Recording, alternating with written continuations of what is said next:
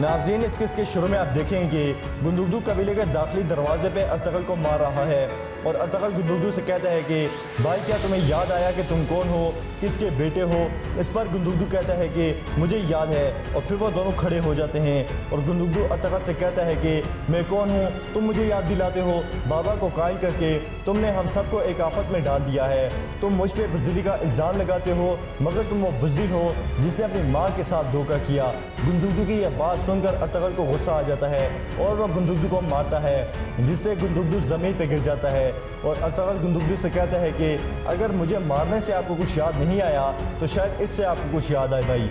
इस पर गुंदुगदू कहता है कि जहन्नुम में जाओ अर्तगल, और फिर वो अर्तगल को धक्का देकर वहाँ से चला जाता है और अर्तगल भी कबीले से निकल जाता है। और वहाँ झाड़ियों में मौजूद हमजा कहता है दोनों भाई मिलकर काई कबीले को तबाह कर रहे हैं, मैं ये कभी नहीं होने दूंगा। और वो कहता है मैं अंधेरा होने तक झाड़ियों में ही इंतज़ार करूँगा। नाज़रीन, इसके बाद आप देखें कि हाइमा खातून ख़वातीन की बनाई हुई चीज़ें देख रही हैं और उनको दुआएं देती हैं। और फिर आलिया कहती है दुर्दुर्गा कबीले और काई कबीले की ख़वातीन इकट्ठे काम कर रही हैं, इंशाअल्लाह बहुत जल्द हमारे सिपाही भी ऐसा ही करेंगे।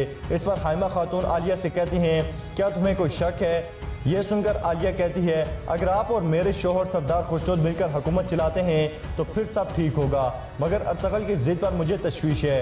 आलिया की यह बात सुनकर हाइमा खातून कहती हैं मेरा बेटा जिरगे के फैसले पर अमल करेगा। इसी दौरान वहाँ एक सिपाही आता है और हाइमा खातून से कहता है कि अर्तगल भाई और गुंदुगदू भाई कबीले के दाखिली दरवाजे पे लड़ रहे हैं। यह सुनकर आलिया हाइमा खातून से कहती है यही मैं कह रही थी कि संभालें अपने बेटे को। इस पर हाइमा खातून को बहुत गुस्सा आता है और वो आलिया को गुस्से से देखकर वहाँ से चली जाती हैं। नाजरीन, इसी दौरान कोचबख्श सरदार खुशनूद के खेमे में जाता है और उनसे कहता है अर्तगल कबीले के दाखिली दरवाजे पे गुंदुगदू भाई का इंतज़ार कर रहा था। जैसे ही हम दाखिल हुए अर्तगल ने उन पर हमला कर दिया, हम उन्हें लड़ाई से रोक ना सके। ये सुनकर सरदार खुशनूद परेशान हो जाते हैं और तैमूर उनसे कहता है क्या ये है आपका लाडला भांजा। और फिर तैमूर सरदार खुशनूद से कहता है बाबा अगर आप अर्तगल को नहीं रोकते तो फिर मैं रोकूंगा, और फिर वहाँ से निकल जाता है। नाजरीन, इसके बाद आप देखें कि हाइमा खातून अपने खेमे में गुस्से से चक्कर लगा रही है। इसी दौरान वहाँ गुंदुगदू आता है और उसके मुंह से खून निकल रहा होता है। ये देखकर सलजान उसकी तरफ बढ़ती है, मगर गुंदुगदू से कहता है पीछे रहो सलजान। और फिर वो हाइमा खातून से कहता है अम्मी जान आप अपने बेटे को संभालें, उसका अंजाम बहुत बुरा होगा।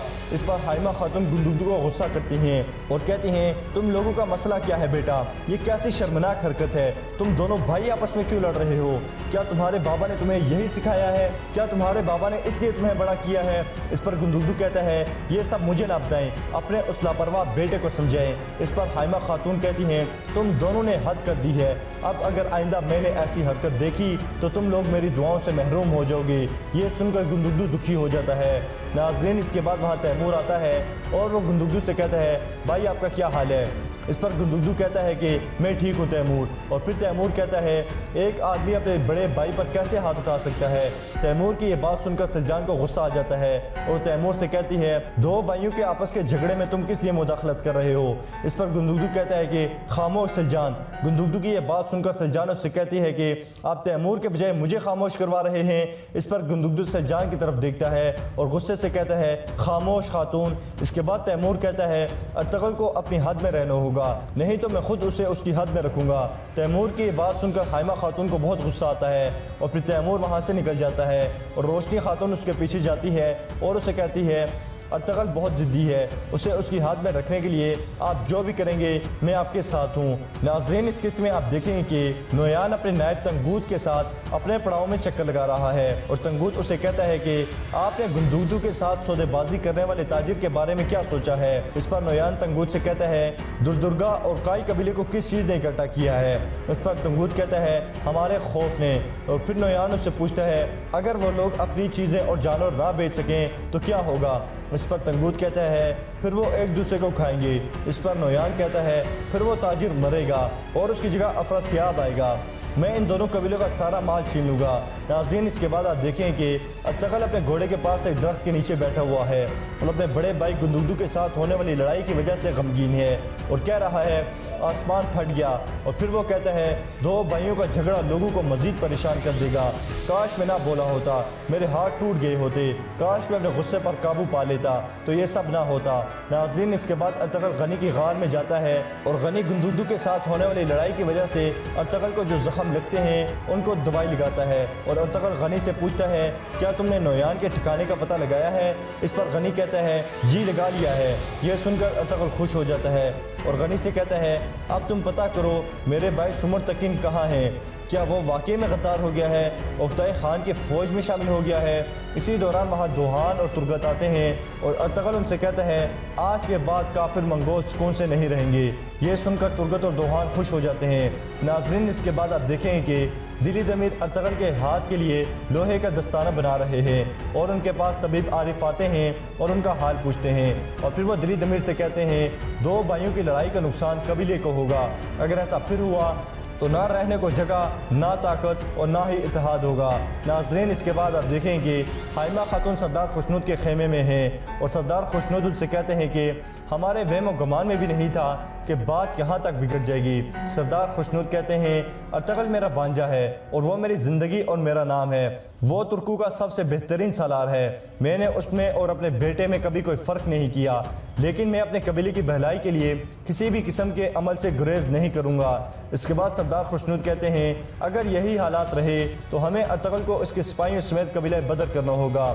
सरदार खुशनुद की ये बात सुनकर हाइमा खातून गुस्सा हो जाती हैं और कहती हैं अगर दोनों कबीलों के इत्तेहाद के लिए यह भी ज़रूरी हुआ तो मैं खुद ये करूँगी, मगर यह फ़ैसला करने वाली मैं हूँ, तुम नहीं। फिर हाइमा खातून गुस्से में वहाँ से चली जाती हैं। नाजरीन, इसके बाद आप देखेंगे कि नोयान अपने पड़ाव में बैठा हुआ है। इसी दौरान गद्दार के राबेक वहाँ आता है और नोयान उससे पूछता है क्या सादुद्दीन कोपेक ने अपना काम ख़त्म किया? इस पर कराबेक कहता है उन लोगों की तादाद तेज़ी से बढ़ रही है जो अलाउद्दीन की जगह उकताई खान को मालूमात देना चाहते हैं। यह सुनकर नोयान कहता है मुझे चंद सोने के टक्कों की ज़रूरत नहीं है, मुझे पूरा अनातोलिया चाहिए और इसका हर टुकड़ा। और फिर नोयान कराबेक से पूछता है सादुद्दीन क्या कर रहा है? इस पर कराबेक कहता है सादुद्दीन ने पैगाम भेजा है कि वो आपके हुक्म के मुताबिक हर काम करेगा और सुल्तान अलाउद्दीन की फ़ौज और उकताई खान की फ़ौज तुम्हारी मर्ज़ी के मुताबिक यहाँ टकराएंगी और यहाँ पे जंग होगी और तुम फातेह होगी। और फिर नोयान कहता है जो लोग जंग के बजाय अमन चाहते हैं उन्हें ख़त्म कर दो, मुझे इस जंग के कायम होने में कोई रुकावट नहीं चाहिए। नाज़रीन, इसके बाद आप देखें कि तंगूत इस कारवां सराय में जाता है जहां गुंदुगदू के साथ सौदेबाजी करने वाला ताजिर होता है। जब तंगूत वहां जाता है तो वो ताजिर अपने दो आदमियों के साथ बैठा खाना खा रहा होता है। तंगूत भी वहां जाकर बैठ जाता है और जो ही ताजिर वहां से उठता है तंगूत उसे कत्ल कर देता है और फिर उसके साथियों को भी कत्ल कर देता है और उनकी चीज़ें उठाकर वहां से निकल जाता है। नाज़रीन, इसके बाद आप देखें कि हमज़ा मुँह छुपाकर एक खेमे में दाखिल होता है जो हमज़ा के छोटे भाई का होता है। वो हमज़ा को देखकर गले मिलता है और फिर वो हमज़ा से कहता है भाई आपकी गैर मौजूदगी में यहाँ बहुत मसाइल हुए हैं। इस पर हमज़ा कहता है जानता हूँ मेरे भाई।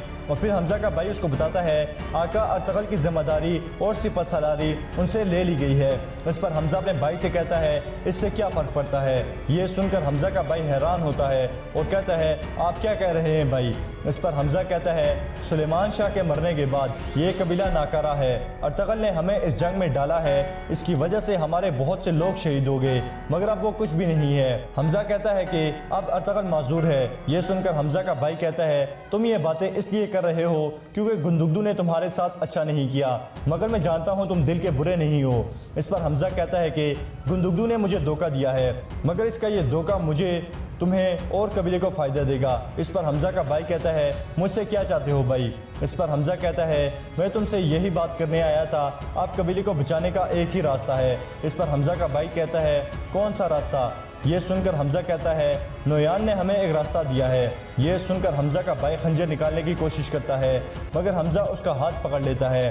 नाज़रीन, इसी दौरान आप देखें कि अर्तगल अपने सिपाहियों दोहान और तुर्गत के साथ गनी की गार में बैठा हुआ है और दोहान कहता है कि भाई, अगर हमने अब्दुर्रहमान को जेल वाले खेमे से भगाकर नोयान के पास जासूस बनाकर भेज दिया और फिर अब्दुर्रहमान पकड़ा गया तो क्या होगा। इस पर अर्तगल कहता है, हमें नोयान को शिकस्त देने के लिए कुछ भी करना पड़ा तो हम करेंगे। नाज़रीन, इसी दौरान गनी वहाँ से चला जाता है और दोहान अर्तगल से कहता है, भाई मैं गनी के सामने आपसे बात नहीं कर सका, गुंदुगदू भाई के साथ आपका जो झगड़ा हुआ इस बारे में बात करनी है। इस पर अर्तगल कहता है, कबीले के हालात कैसे हैं। इस पर तुर्गत कहता है, भाई हर किसी को आपके और गुंदुगदू भाई के झगड़े के बारे में पता है, सारे लोग परेशान हैं। यह सुनकर अर्तगल दुखी हो जाता है और कहता है, पहले जैसा अब कुछ नहीं रहा। और फिर तुर्गत कहता है, तैमूर अपने दुश्मन को नहीं पहचान रहा, वो हमें सब के सामने धमकियाँ देता है। इस पर अर्तगल कहता है, हमें पहले मंगोलों को रोकना होगा, मगर मेरे सब्र की भी एक हद है। इसके बाद दोहान अर्तगल से कहता है, अब हम क्या करेंगे भाई। इस पर अर्तगल कहता है, कल हम कबीले जाएंगे और अब्दुर्रहमान को वहाँ से आज़ाद करवाएंगे और भगा देंगे और फिर हम भी कबीले